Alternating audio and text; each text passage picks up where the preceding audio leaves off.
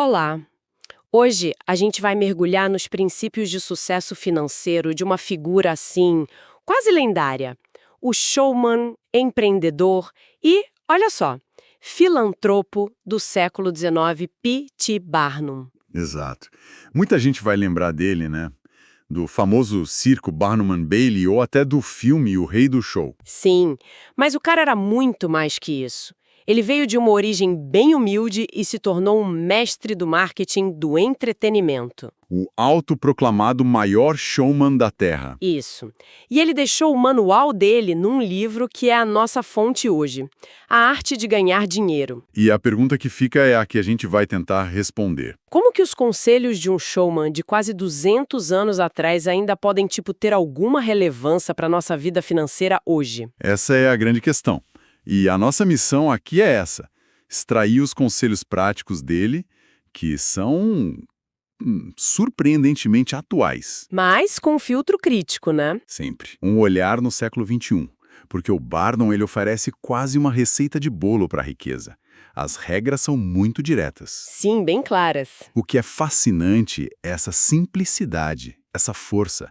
Mas, claro, isso já levanta a pergunta: será que elas funcionam para todo mundo? Em qualquer época?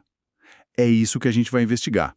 O que envelheceu bem e o que talvez precise de um ajuste. Boa. Vamos começar então pelas fundações. O que ele achava que era o passo zero. Antes mesmo de pensar em grana. Exato.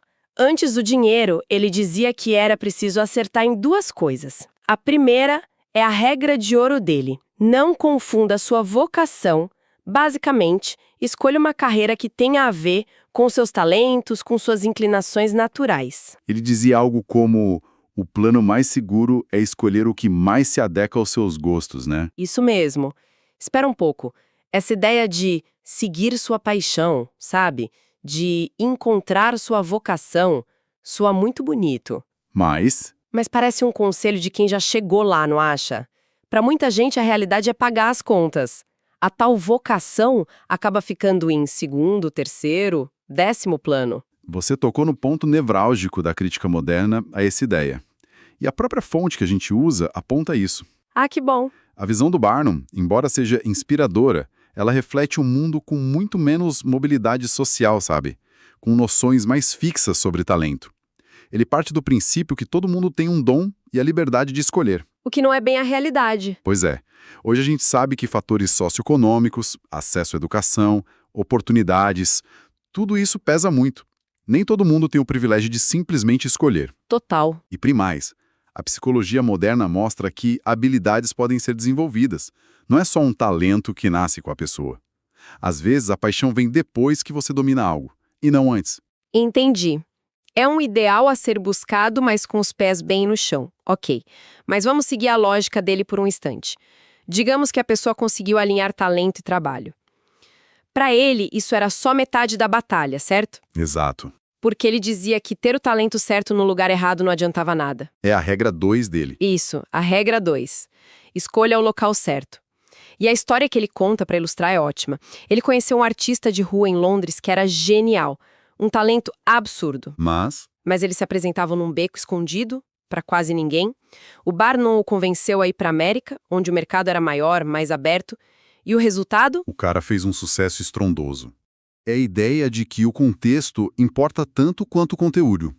A fonte que a gente está analisando usa uma analogia perfeita para isso. Qual? Você pode ter o melhor café gourmet do mundo, mas se a sua cafeteria ficar numa rua sem saída, onde ninguém passa, ela vai falir. Faz todo sentido. O que o Barnum estava descrevendo, sem usar esses termos, era pesquisa de mercado.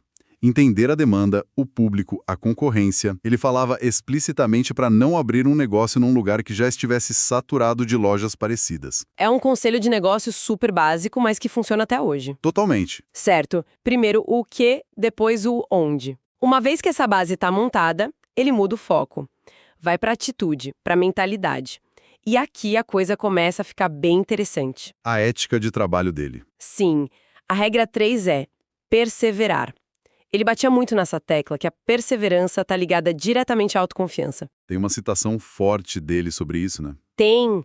Ele diz: quantos quase alcançaram o objetivo de sua ambição, mas, perdendo a fé em si mesmos, relaxaram suas energias e o prêmio dourado foi perdido para sempre. É quase trágico. Pô, é forte. E junto com isso vem a regra 4. Faça tudo com todo o seu esforço. Sem procrastinar, sem meio termo. Nas palavras dele, a sorte sempre favorece os corajosos e nunca ajuda um homem que não se ajuda a si mesmo. E aqui, de novo, a gente precisa ter aquele olhar crítico. Lá vem. É que a visão do Barnum sobre perseverança é extremamente individualista. Ela coloca todo o peso do sucesso ou do fracasso nos ombros de uma pessoa só. Se você não conseguiu, é porque não perseverou o suficiente. Ponto. Entendi. Culpa sua. Basicamente, a gente sabe hoje que o buraco é mais embaixo. Fatores externos, o famoso estar no lugar certo, na hora certa, ter contatos, o status socioeconômico. Tudo isso influencia. E muito. Pesquisadoras como a Carol Dweck, com a ideia do mindset de crescimento, e a Angela Duckworth, com o conceito de garra, elas mostram que sim, a perseverança é fundamental. Mas elas mostram que essa garra floresce em ambientes que dão suporte, que oferecem recursos e segurança para falhar e tentar de novo. O esforço individual é um motor potente, mas ele não funciona no vácuo, sabe? faz sentido. O esforço precisa de um terreno fértil para dar frutos. Mas essa mentalidade de dedicação total se conecta com outra ideia dele que eu acho muito prática, a de depender dos seus próprios esforços. Ah, sim. A do olho do empregador. Isso.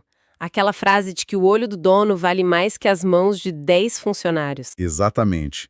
Isso captura a essência da filosofia de gestão dele. Para o Barnum, você precisa conhecer o seu negócio de dentro para fora, nos mínimos detalhes. Não dá para delegar a visão, a supervisão. Isso exige um esforço gigante. Exige uma dose cavalar de perseverança. É exaustivo. Mas na visão dele, é o que separa um negócio que sobrevive de um que prospera. É a diferença entre ser um passageiro e ser o piloto do seu próprio navio. Essa mentalidade é poderosa. Mas como ele aplicava isso na prática, no dinheiro mesmo? Porque não adianta só trabalhar duro se a gestão financeira for um desastre, né? Com certeza. E aí a gente entra no próximo pilar, gestão inteligente e risco. E a regra 5 dele é um soco no estômago. Qual era? Evitar dívidas. Para ele, dívida de consumo do dia a dia era o caminho mais curto para a pobreza e para a perda do respeito próprio. Ele tinha uma analogia para isso, não tinha? Tinha uma analogia brutal, mas inesquecível. Ele dizia que ter uma dívida é como carregar um cavalo morto nas costas. Uau! É um peso enorme, um esforço constante que não te leva a lugar nenhum, só te cansa. E ele resume com a famosa frase: o dinheiro é um excelente servo, mas um péssimo mestre. Quando você se endivida, ele vira seu mestre. É uma visão bem radical, né? Especialmente hoje, num mundo movido a crédito. Mas o ponto dele é sobre controle. Perdeu o controle? Exato.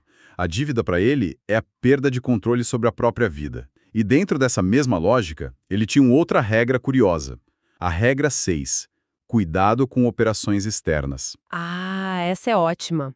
Ele alertava sobre o perigo de investir em especulações e negócios que estão totalmente fora da sua área de conhecimento. O que parece bem sensato. Sim, mas não só um pouco conservador demais para um cara que era conhecido por arriscar tudo? O cara era um showman. Essa é a contradição que torna o pensamento dele tão fascinante, e você está certa em questionar.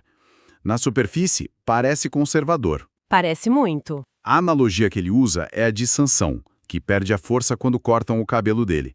Para o Barnum, sua força financeira está no seu campo de domínio, quando você se aventura nessas operações externas. A mina de ouro que um amigo indicou. Exato, a ação da moda.